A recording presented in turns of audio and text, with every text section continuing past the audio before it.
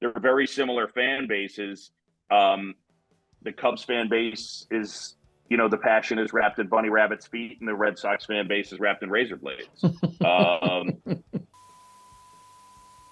You come from a writing background, but ultimately what we are doing as broadcasters is we are making content decisions constantly. We are making the choice of what we are going to talk about. We're documenting what's happening, but in terms of, what path are we going to go down? What am I going to tee my partner up on? I get to choose it. And so part of, I don't think it gets talked about enough, but part of what makes most broadcasters good is a confidence in judgment in terms of, I feel like I have a handle on what is interesting for the audience.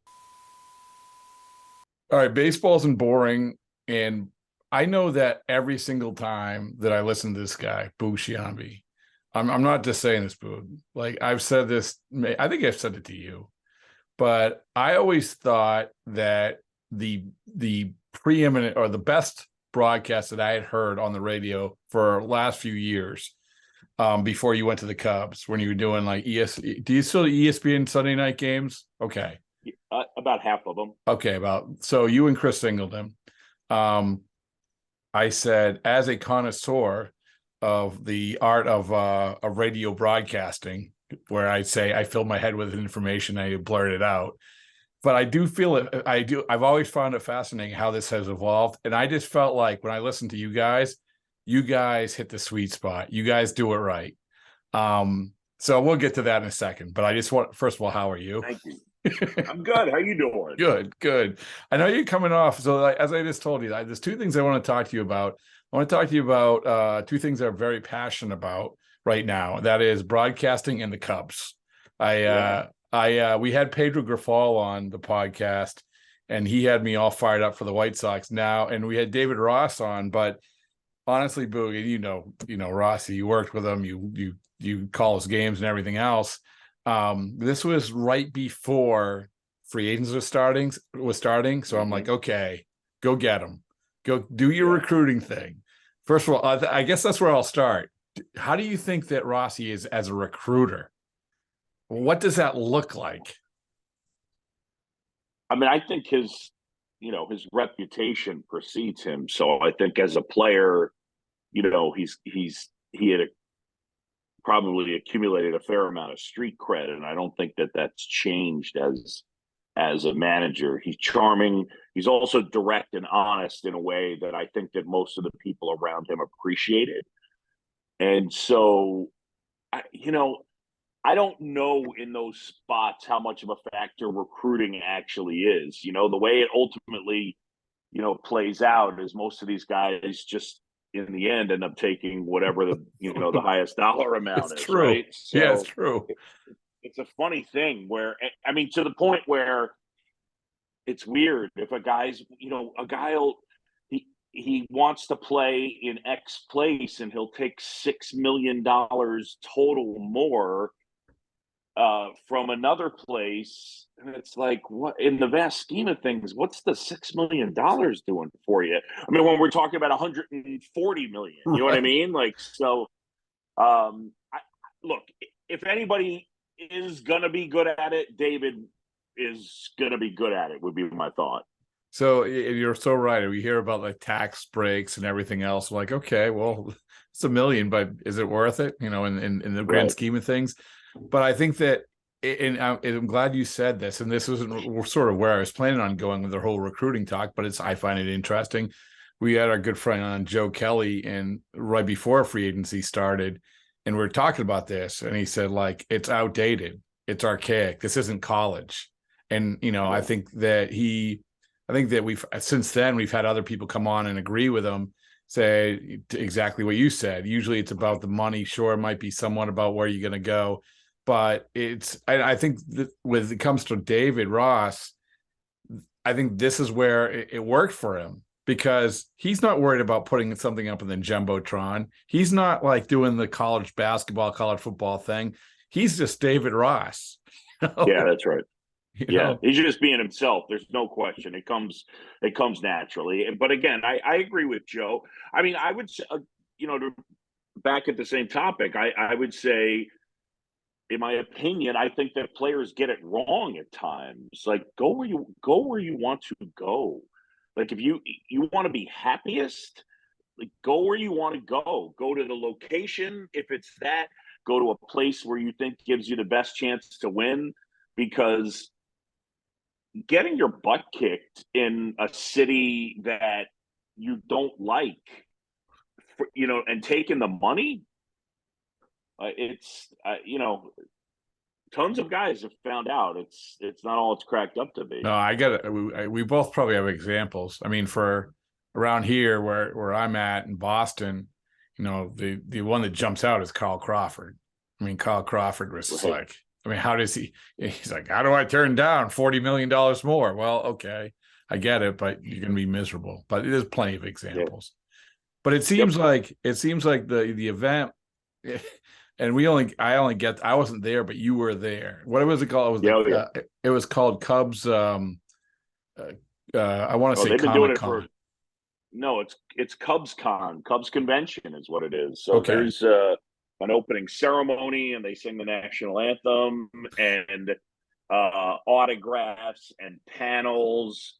Um, yeah, it's wall to wall with former Cubs and Hall of Famers and all sorts of stuff. It's in one building at the Sheraton, and it is amazing. It's just, and the minor leagues are there as well. It is just wall to wall Cubs. and that's the thing, to come back to sort of wanting to be there. The images that I see, and you know this better than any place, the Cup playing at Wrigley Field, playing with the Cubs, even when you're not that good, to hear that song after end of the wins and to have be in that environment and all of that stuff, it's so different. It should be such a draw. And now you're getting kind of good. Now you're getting players, and it must have been that vibe there. It sure looked like there was a lot of smiles on the faces, and maybe a dramatically different sort of vibe than there was probably even than a year ago, right? Yeah, I mean, again, it's the transition from the 16 championship team, and then some disappointment that they weren't able to win it again. Those players moving on, and there was, there was difficult periods because, as fans are want to do, they didn't just want the Cubs to win again. They wanted them to win again with Bryant, Baez, and Rizzo. They wanted you two to make the Joshua Tree again. They wanted the band to stay together, and I get it, but it's just not realistic, And ultimately, it's a funny thing, man. I think that if you asked the average Cubs fan, they still would have preferred for Baez, Bryant, and Rizzo to be signed to massive extensions, even though it's been proven that management did the right thing as it relates to not doing it. I mean, I think Riz, from the value standpoint, would be the one you'd make the case for, but yeah, it's one of those weird things. And as far as the fan base, it's an incredible fan base. It's an Mm. absolutely incredible fan base. It's, you know, last year they played much better in the second half, but they're playing in late August and September against the Pirates, and there's 35,000 people there. It's different. It's different. What was the biggest takeaway you had from, before I get to my analysis from afar of this team and how it's constructed? What was your biggest takeaway when you walked out of that building? Said, "Oh man, that guy was impressive," or this was interesting. Was there anything that, because we see a lot of teams do this sort of thing, and usually there's Which something. sort of thing? Oh, there's sort of The like convention thing? yeah, like for the Red Sox, it's called Winter Weekend, Right. So, Yeah. Yeah. I mean, no, I shouldn't say a lot of teams, but some teams do it. Sometimes, like something Yeah. the Marlins, They do a the, fan fest. Yeah. No, the yeah, Marlins do a fan fest right. for But I just kids. I saw the mean, Marlins one that no one showed up. So, but, shocker. but yeah, but so what was the thing that you walked out of the building like, okay, this was interesting, or I got a good vibe from this, or whatever. Was there anything? I think the one thing that I would say that I took away from it is something you alluded to, is to guys like Tyone, Swanson, Bellinger were really excited to be there.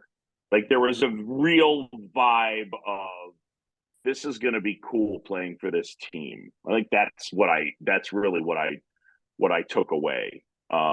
So, and I would say the fans were jazzed up. I was taking it in for the first time. This will be my third year, but it was the first time I'd been at a Cubs convention. So I'd heard about it, but I hadn't experienced it, and it was intense.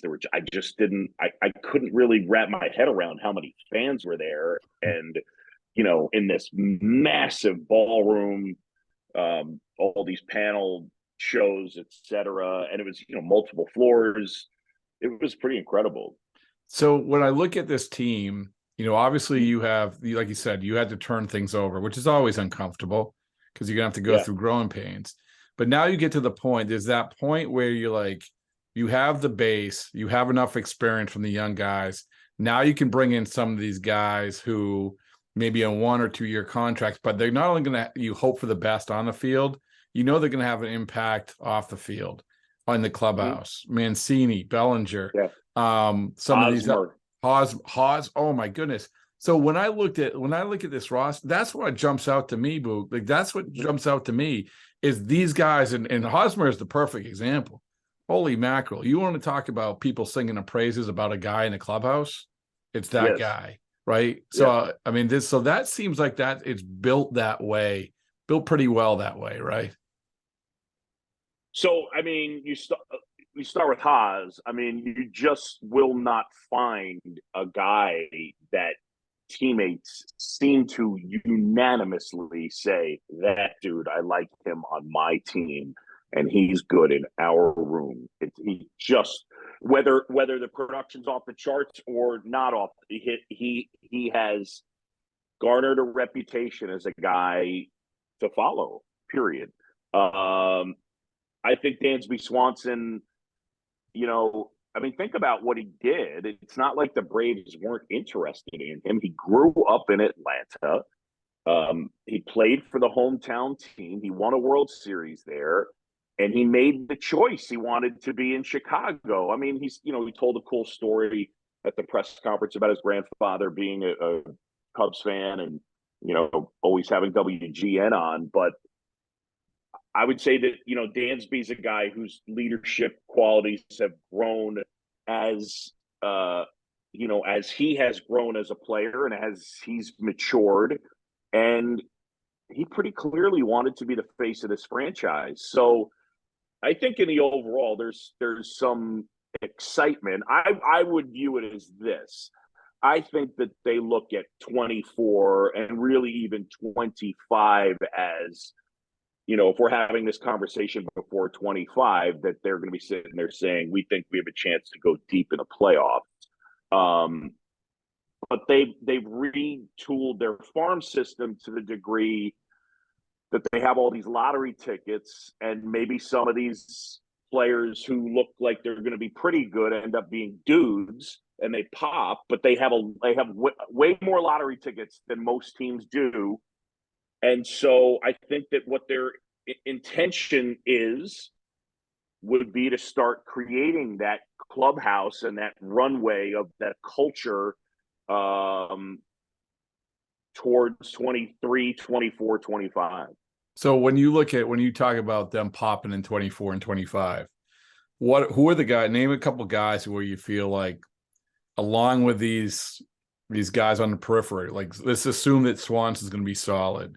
Let's assume, even guys like, who knows, maybe Hosmer, and we get the best of Hosmer, you get the best on the field, Hosmer, Bellinger, you get the best of these guys, Stroman.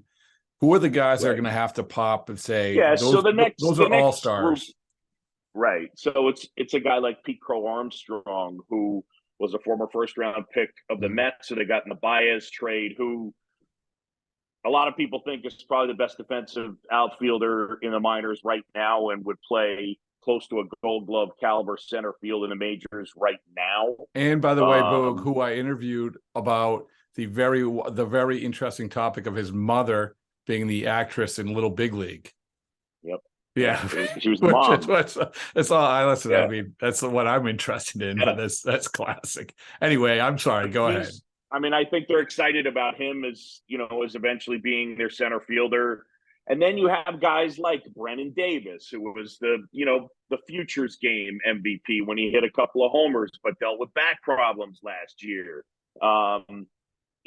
Christian Hernandez at shortstop, and then pitching wise, they have guys, guys like Daniel Palencia, guys like Caleb Killian, who we saw last year, but also DJ Hers,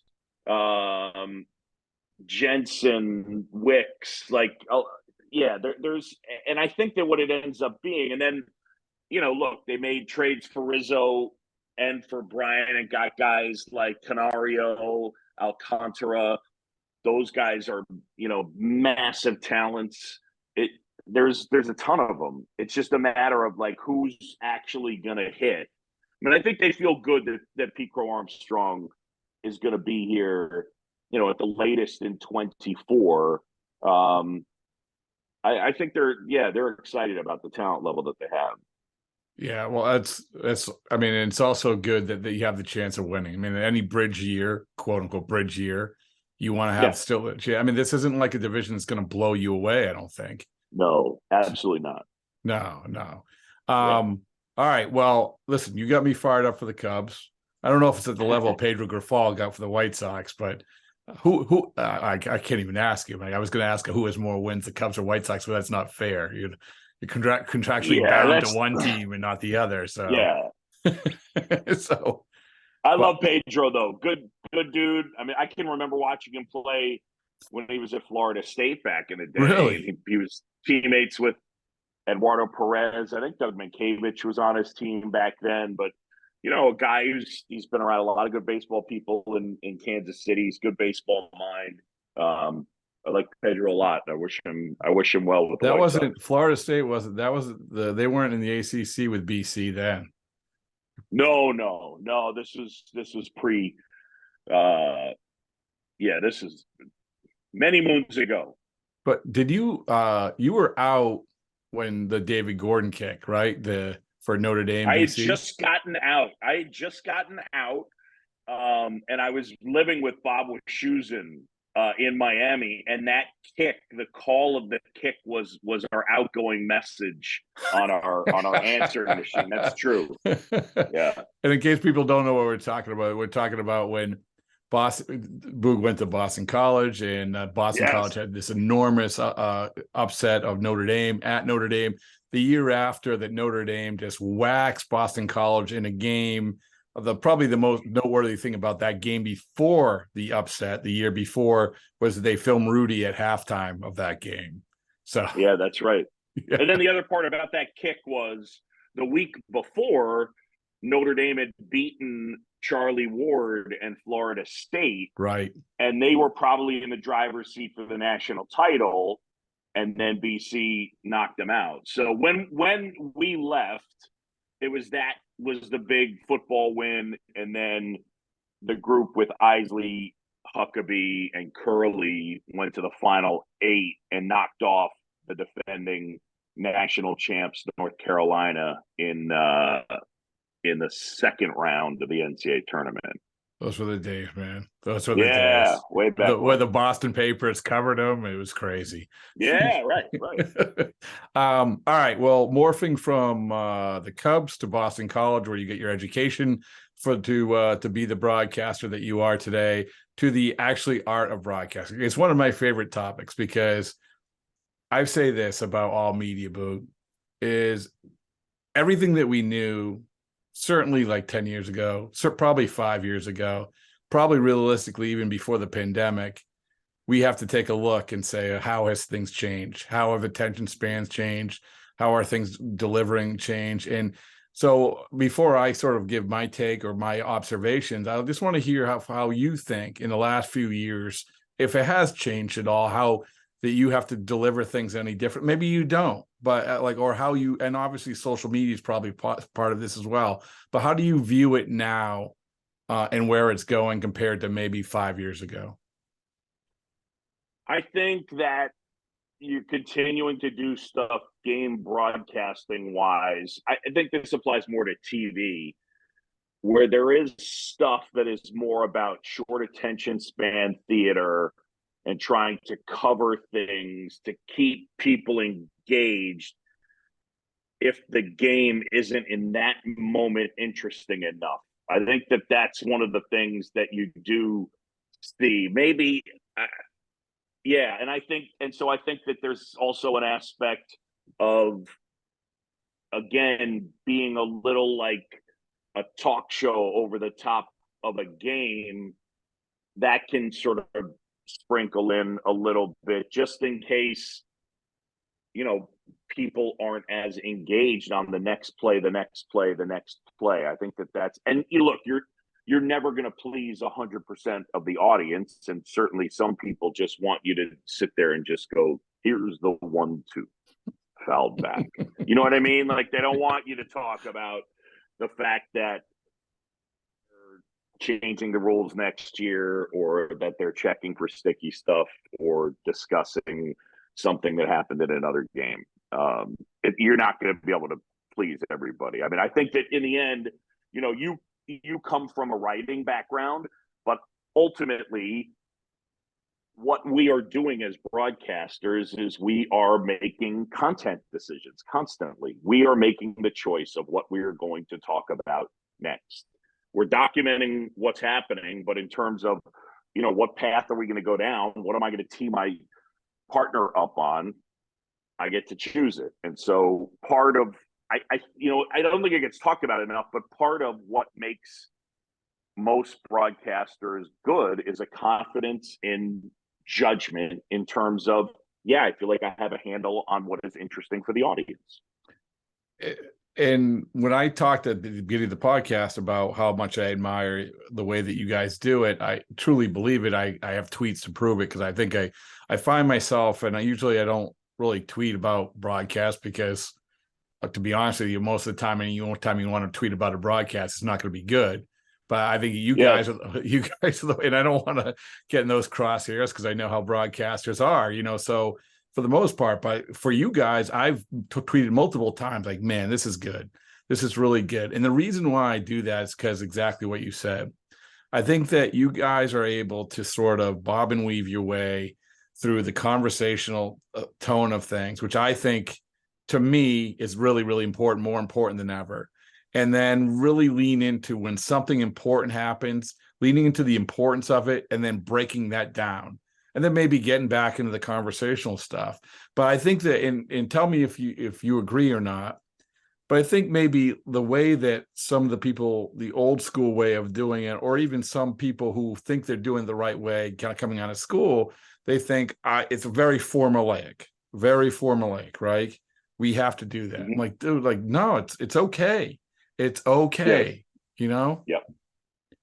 Trust yourself. I will say this, and this is I'll just in being honest, and this is, not necessarily your best idea in terms of engaging your audience, but I will say that just if I were being truthful, I don't think the audience is particularly discerning as it relates to broadcasters. I think broadcasters, by and large, they like it. We're like ice cream. You put it in your mouth and they decide, I like how it tastes, I don't like how it tastes. And that's kind of it, man. And I don't think the average person understands what the play-by-play guy's job is, understands really what the analyst's job is. I think do it this way. If you were to ask 500 sports fans and go down a list of, is this a play-by-play guy or is this an analyst? I think you get 50-50 on correct and not correct. I mean, the amount of times I've had fans ask me, so when are you going to do a game with Dan O'Brien? Never, because he does the same job as me. You know what I'm saying? Like, or someone comes up to me and they're like, you're a great analyst. And I'm like, thanks, not an analyst. So it's a little, and I would tie it to journalism. I just don't think people understand what they get frustrated with media. I don't think people understand journalism in a lot of instances. So not to be cranky guy, but I will say, we do our thing, and I don't think people completely understand what the the job is in terms of documenting and why you do certain things, whether it's media or play-by-play or analysis. And I mean, my favorite example, I don't engage a ton on Twitter, but I think the best example of why social media is amazing, but also the psychology of social media, I would say 20 times a year, I get a tweet from someone telling me that I said something that was incorrect. So they're correcting me and telling me to do my homework, to do my research on a game I'm not calling. So now take that in for a second. They're doing the thing they're accusing me of doing by not doing their homework. And there's also the psychology of it makes them feel good to correct somebody, even though it's not actually me that's doing that game. That's true. Well, I threw a lot at you there. I'm sorry. No. It's a couple things. Number one is that you're absolutely right comparing it to the writing thing. I mean, I could have a long tweet and they're like, "Oh, that was a great column." What? Or like, or or write like basically X team released this player. Oh, that was a great column. Well, it's not a column. Great column. Yeah, great column. Right. Yeah, I mean, I really brought it home. and so, but I think the other thing is that when they don't know if you're an analyst or a play-by-play guy or whatever it is, that should be a compliment, man. Like that's what I'm talking about. Is that I said this about with radio, with talk shows, being at the radio station that I have been for as long as I have been. I've seen it, and these places obsess over the one chair. They obsess over the one chair, right? Well, the one chair has to talk as much as the two chair. And once you get in and out of the breaks, you're talking the same. And you better be entertaining because otherwise you're really leaning on the two chair, And so, and that's why I like with you guys, it's like, yeah, you're really good at calls and the intricacies of describing things, but you're also really good at just talking. And I think that's you want to be interesting, and you got to connect on the things, and it's sort of trusting your instinct and going down paths and being willing to be playful, and maybe you're going to take the topic away from the game a tiny bit and have a little bit of fun. I also would say, one of the points I made is, especially baseball wise, man, the job is different. I mean, whatever you want to say about the sport, but look, the amount of time between, and this year, hopefully it'll change, but the amount of time that it takes to play the game, the amount of time between pitches, and then the amount of time the ball is in play, it basically means it takes longer for less to happen. And so what that ends up meaning is that there's more time for us to fill where there's no action. So it's an invitation to say dumb stuff. So it's a challenge, but it's one that I welcome, and I love the sport so much, and I love the challenge of being asked to do it. It's just so much fun night in and night out because I'm genuinely interested in what I'm watching and going to the ballpark or Tuesday night I'm doing Kansas at Kansas State. So it's really cool. That operates in a much smaller window, but yeah. You like talking about this stuff? I love it. Do you? All right. Because it's like because there's also mechanical parts of it that I can dork out on that I love. I like listening to tapes for younger guys and giving them help in terms of that type of thing, especially on the radio. But I love it. I love learning, watching. I will say this: I think that there's a lot that you can do mechanically to alter yourself and get better and technically improve your timing so that your flow is good.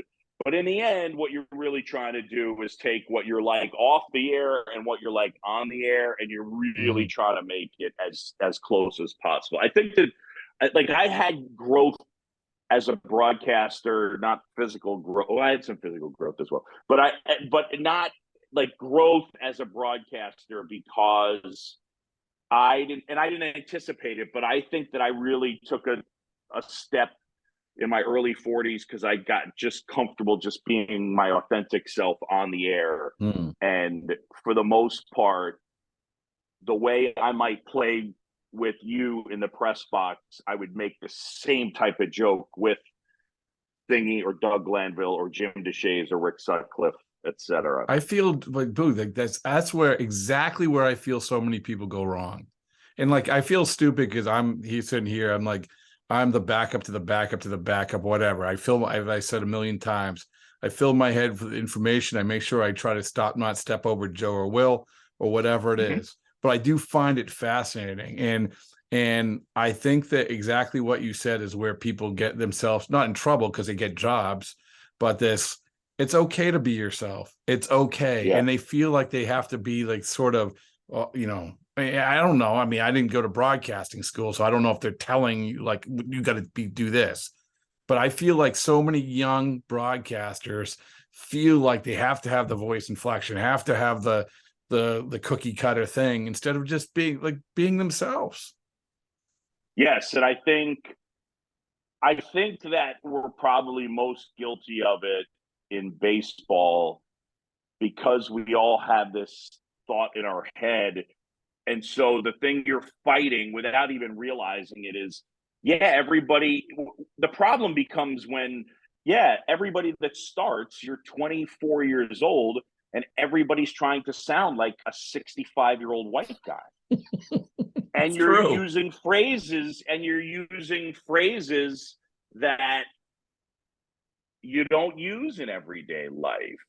So I encourage guys to speak a little bit more the way you speak, and try and it's okay to be casual. It was more formal in the 50s. The 50s were more formal. So I think you have to find your happy spot. But I think that that's how you start. You start by sort of impersonating what you've heard, and then you find your way. Is kind of what really ends up happening. How has it been with sort of doing you've done team full time, right? Where you get dropped in with ESPN Yeah. compared to doing the full time thing, and that must be a little bit different. Well, so I've done it before. I just hadn't done it in a long time. I hadn't done the everyday thing. And there were a couple things. Number one, the guy before me, Len Casper, is excellent. And he was there for 16 years, and people don't like change. In baseball, the people you have locked in, they're just used to hearing the guy. And he, broadcasted over the greatest stretch of Cubs baseball in the history of the franchise. Saw them do something that they hadn't done since 1908. Red Sox fans can connect on that. So, for me, the one part about ESPN was that I covered that Cubs team a lot from 15 to 20.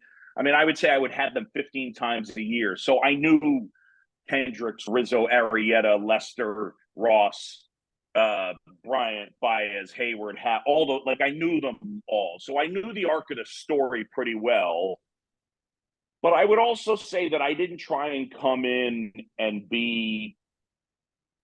I wasn't going to come in and try and talk about Tinkers to Evers to Chance, or talk about deep dish pizza, or try and be Chicago expert guy. You know what I'm saying? Like Yeah. it's just one of those things where you just sort of try and let it happen.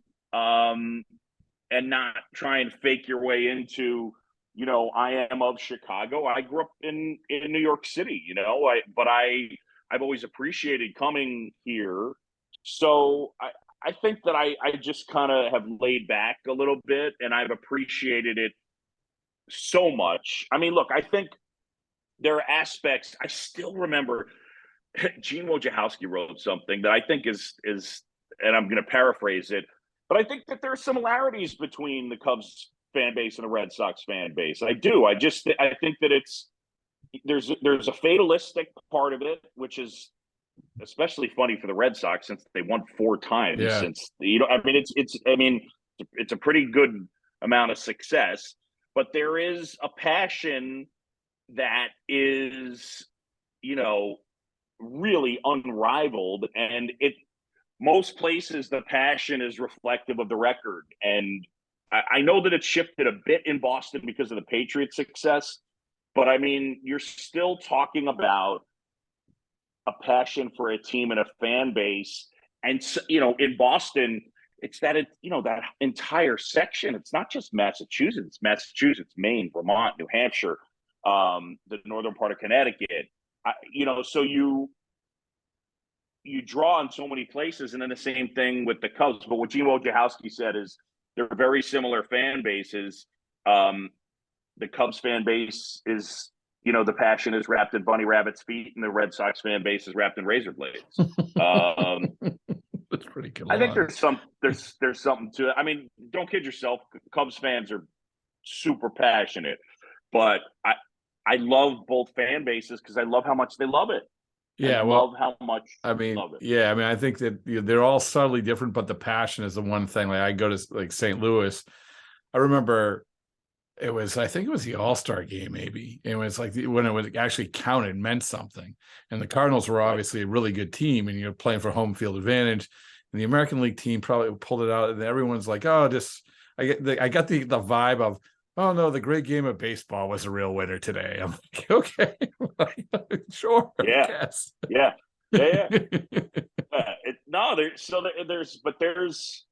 I love how much they like it here, and I love how much they like it there. I'm in on that. Just when there's that level of passion, it's just really special. I feel so lucky to have the job and to do. One of the things I think is getting to do Friday home games. It's just one of those things where, from working in the game, if you're in a big league clubhouse on Friday afternoon and the Cubs are at home, that game's on. You know what I mean? It's like it's on in every clubhouse. Yep. So yep. Just there's something about it, and I've gotten to connect with fans. I mean, Cubs Con was cool because I got to just meet so many people, and people. It's just so personal. I mean, you can relate on that. I mean, it's the same thing on the Red Sox side, it's like, right? And I tell you what, I went to the series when the Red Sox came to Wrigley this summer. I'll go there again. And, my wife, she said, she's never been to Chicago. Oh, Chicago's so great. Chicago's so great. You got to. So we did this Hall of Fame ballot reveal with DB Sweeney, where he reenacted Shoeless Joe Jackson. So we like, come with me. We'll go to Chicago. We would go to this cornfield in Naperville.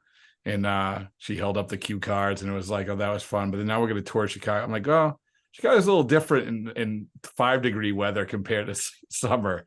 So, but it's motivation, man. It's such a great town. Such a great town. Awesome. Yeah. Awesome town. Yeah. I love it. So, all right. Well, Boog, I've been very, very generous with your time as always. And I could talk about this stuff all day with you, and I hope to see you soon. And get some rest, man. Spring. So what do you do spring training games? I'll do spring training games. I mean, I'll do college basketball. So I do the Big 12 and, Big 12 tournament, and then, transition into spring training stuff. And, and then, still doing this Sundays on the radio, like half of them for that. And then this year I get to call the World Series nationally, which will be cool. All right. So, all right. Yeah. All right. It's going to be a great year. Well, Boog, thanks so much. I appreciate it. You got it, Rob. My pleasure, man.